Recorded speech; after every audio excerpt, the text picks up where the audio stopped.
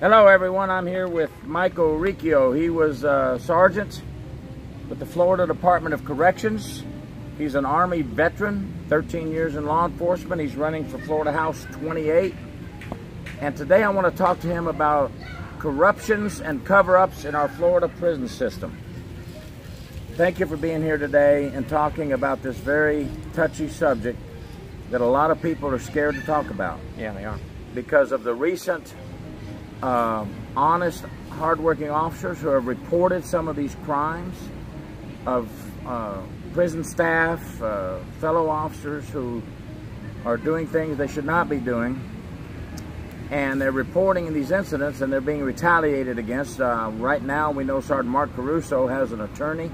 He's fighting an issue now, but I've seen it over and over again in the years that I was in the Florida Department of Corrections, and it's a shame that our honest, hardworking officers have to be caught between, do I report this or do I not report this? If I report this crime, I'm doing what I'm supposed to do by Chapter 33, by Florida statutes, by the Florida Department of Law Enforcement rules. I'm doing what I'm supposed to do, reporting a crime, but yet I'm getting retaliated against. It's scaring a lot of honest officers off. The honest, hard-working officers, which are the vast majority, are caught between the corrupt and the administration at the top.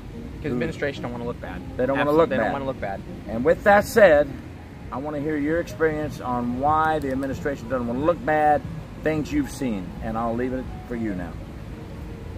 Well, I think the biggest problem is the people they're promoting. The people they're promoting. I think the good, hardworking officers, at a certain point, they kind of get over it. They don't want to be passed over for promotion again. They're sick and tired of seeing people that they don't believe should be promoted past them, and they eventually leave. And what does that leave? You know, that was one of the biggest things that was at my facility, was that everybody was either under 5 or over 15 years. There was no one that was a mid-careerist. Because by the time everybody became a mid-careerist, they kind of got to the point where they're just like, well, I got to leave. I can't handle this anymore. I can't handle the stress. I can't handle the overtime. I can't handle the lack of preparation. I can't handle the lack of notice. Hurricanes, for instance, are horrible. They don't have a plan in place during this pandemic. Nobody was prepared. Nobody had bleach. Nobody knew what to do to safely house the inmates. They were basically relying on their past experience, which wasn't really that great of an experience to begin with for their plan. You said the pandemic. I want to say that we need to have prayers. Just in the past 2 days, we've lost 2 more officers. One 24 years old, and one a veteran that was going to retire February 2021 with 30 years to COVID. It's bad in there, folks. And like you mentioned, the plan for COVID is not working. No, it's not. It's a shame. There's a lot of obstacles in our honest officers' pathway. Let's pray for those officers' families, and may they rest in peace. I just had to throw that in there because you hit it right on the money. Well, I did a newspaper article about their lack of preparation. That was the first newspaper article I was in. And I pretty much, as soon as I hit my 10-year point, I was planning on getting out, because I was like, I'm going to cash out. And I actually told them, I said, you're not going to forget about me. And they're like, oh, we're going to hire you back. Don't worry, you'll be back in 6 months. And I said, no, y'all aren't going to be able to hire me back. You're not going to want me back. Because after I'm done with y'all, you're not going to want me back. And what did I do? I went to the newspapers, turned them in for everything dishonest they ever did. I've been contacting the governor's office, been contacting the inspector general's office, and letting them know about all the corruption that goes on. The improper behavior of senior staff, the prevention of reporting of junior staff, the lack of preparations, the lack of medical care, the lack of drug rehab. If I can bring it to anyone's attention, I've been bringing everybody's attention. I'm basically going out on a crusade to try to make the prison system better. I would have never considered myself an inmate lover, by no means. You know, I was always Mr. Law and Order, and I am still Mr. Law and Order, but I know one thing about the prison system. You have to have a prison system that's run correctly. You have to have staff members to do their job, not get in trouble for doing the job, not get in trouble for voicing their opinions, not get in trouble for pointing out corruption. I think one of the biggest problems is those that are promoted to the top of the prison system weren't quality staff members to begin with, and they don't want to rock the boat because they don't want to have that reputation of a firing staff. They don't want everybody to know what's really going on in the prison. The one thing about the prison system, they've always been able to hide behind the walls. They've always been able to hide behind the gates. They've always been able to basically isolate them from the real world, from prosecuting attorneys, from judges, from elected officials, and inspectors. You know, you know who the inspectors are on the compound. Why? Because they're wearing civilian clothes. They got their badge. They have a different shaped badge, and everybody knows that if I go to the inspector's office and tell the truth, there's a chance that I'm going to be retaliated on. I'm going to be moved. I'm going to be. I'm going to be. They're always going to be riding me. I'm going to have the bad post, and I'm never getting promoted. When a staff member has a problem with another staff member, who gets moved? Well, here's the reporting of here's the bad thing. Member, yeah. Lots of times it is the reporting officer that is the one that's moved, and that's a shame.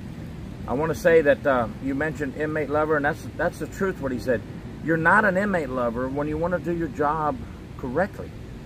If you're following all the rules and regulations and the laws, you're providing the old additive care, custody, and control, and reporting corruption. That doesn't mean you're an inmate lover. That means you're doing your job the way that the guidelines tell you to. There's a little cloud up there, though, called the upper administrative people that don't want these things to be known, as Ricky you Dixon. said. And they don't want it to be known, and they want to cover it up because we don't want any bad publicity. We're a perfect agency. We have no problem. We have no abuse problem. We have no drug smuggling problem. We are a perfect agency. That's what they want the people on the outside to believe.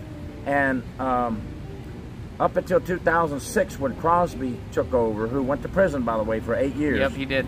Up until then, the inspector generals actually could go out, I was one of them, do your investigation, and we've indicted a lot of corrupt folks, and we've put a lot of inmates with new charges because they were involved in the crime as well.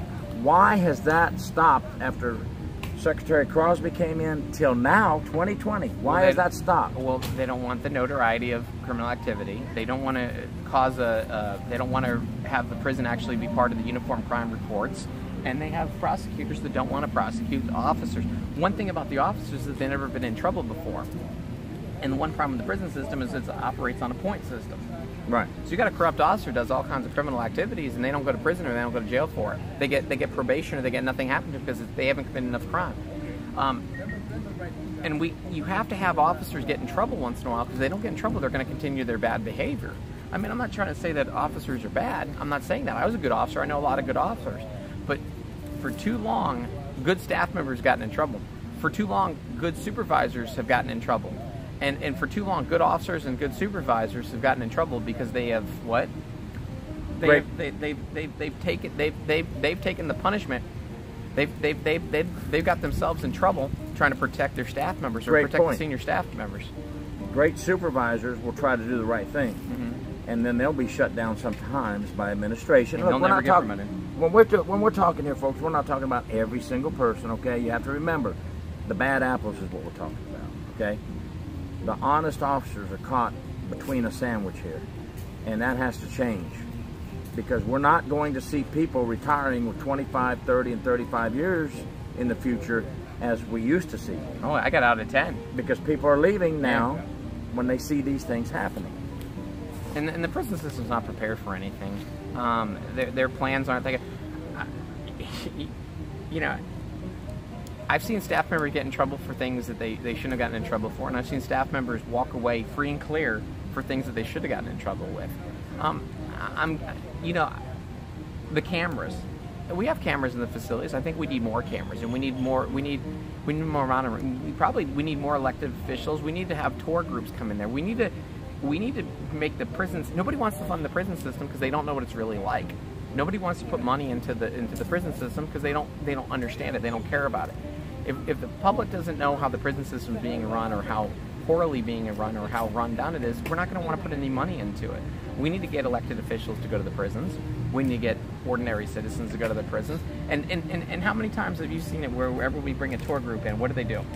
They use the best bus. They borrow the best bus, the bus van, and they choose the best dorms, and they choose the cleanest places. And they choose an officer and tell them this is exactly where you're going to take the tour and nowhere else. Do not veer off this path. Yeah. So it makes everything look hunky-dory. Yeah, pretty. It makes it look pretty. And it's not. Prison system is actually a very rough place.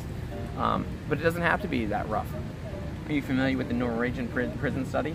The Norwegian prison study, and I did a tour of a prison in Germany, and they are just, Belgium. I have a person that watches my YouTube from Belgium who said, we don't have all these issues you have in America. And then the German, when I did the German prison tour, the officials that took me through the prison told me, we don't have all the problems you have in America.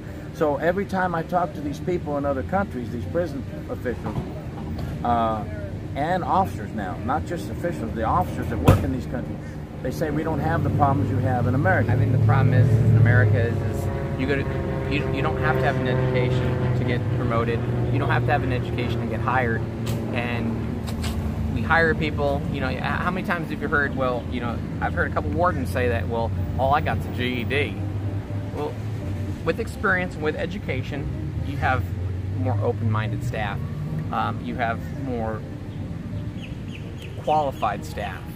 And I don't think that the state of Florida values education like it should. In some of those countries, you have to have a 4-year degree to get a job, or it takes 2 years of education.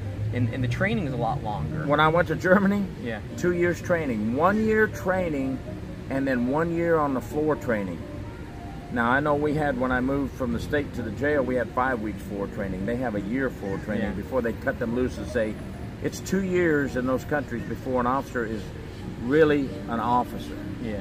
And they go through some rigorous training. Now, when my article got published by Corrections One, a lot of people said, yes, we should try some of these things. But and a lot of people said it's apples and oranges between the United States and the other countries. Of course, it's funding. It's apples and oranges because we're not trying to do any of these things. Some of the things would work. Some of the things may not work.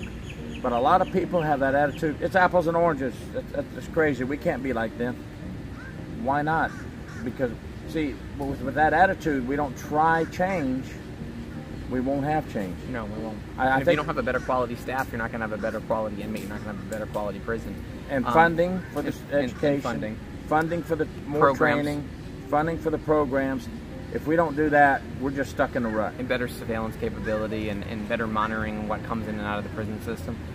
The X-ray machines and the metal detectors we have in the pat searches, it's kind of a joke. If somebody really wants to, they can smuggle in items.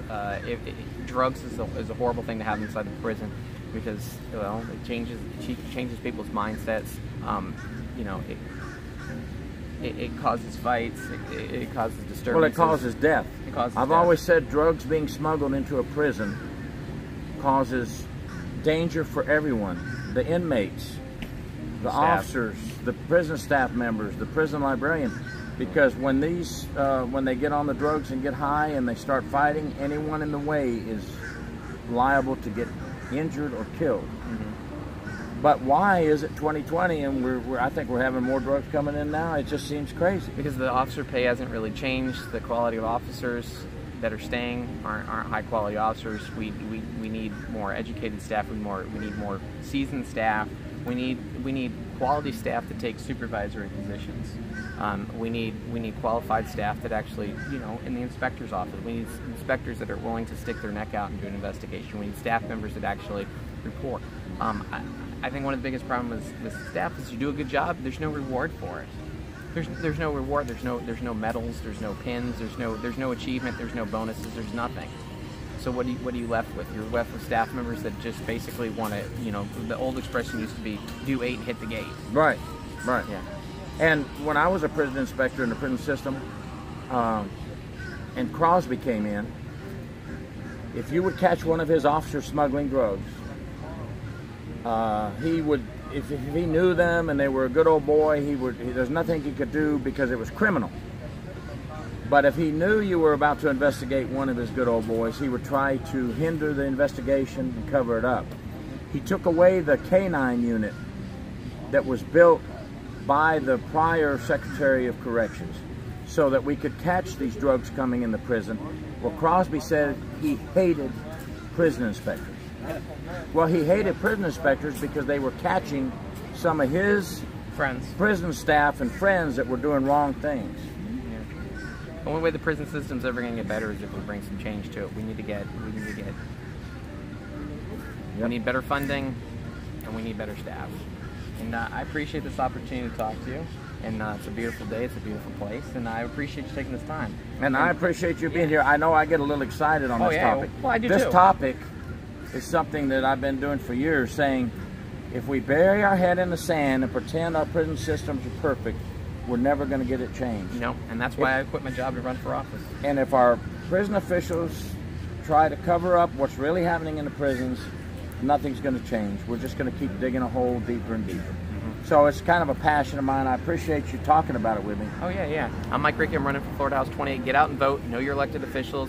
Know who's running for office. And if you want something to change, either got to do it yourself or got to help someone change it. Otherwise, we're going to be stuck in a rut. It's going to be the exact same system that we've always had. It's always going to be a failure. And if we keep having failure system, we're going to. What is it going to do for the world? We're going to have more recidivism. We're going to have more people stuck in prison. We're always going to have problems. And honest officers, if you see an officer or a prison staff member doing something wrong, abusing an inmate, smuggling drugs, report it.